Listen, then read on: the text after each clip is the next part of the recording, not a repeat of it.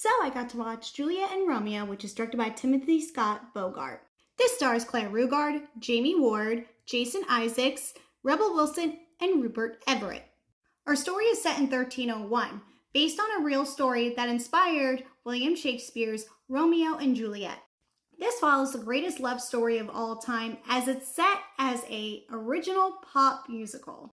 2 years ago, Timothy released the film Spinning Gold, which was a movie based on his father, Neil Bogart. The film starred Jeremy Jordan and a few other famous faces, and I wasn't a fan.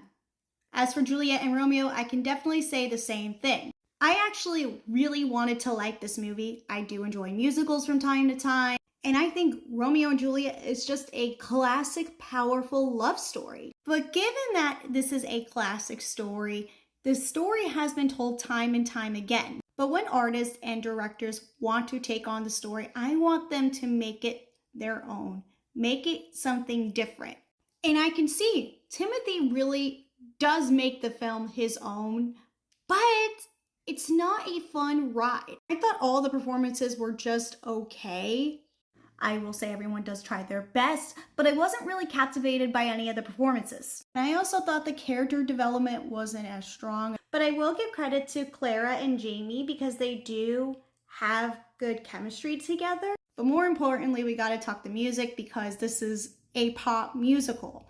All the songs sound the same to me, and there are way too many numbers, way too many musical numbers. I did like the dancing. I will give the film credit for that. As for the singing, you can tell all the songs were pre-recorded in advance and just were lip syncing as they were doing their numbers. But given the fact that they're lip syncing, it doesn't look authentic. But I will give some credit. The film was shot on location in Italy and Verona. In fact, the movie was originally called Verona.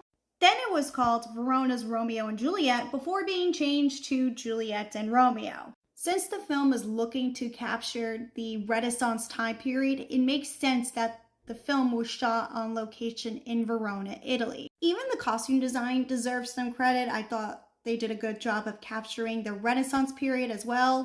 And I thought Juliet's costume design was pretty good. There was one dress I actually really liked on her, and it was just this white dress that she wears to the ball. Now we gotta talk the one thing that really bugged me about this film.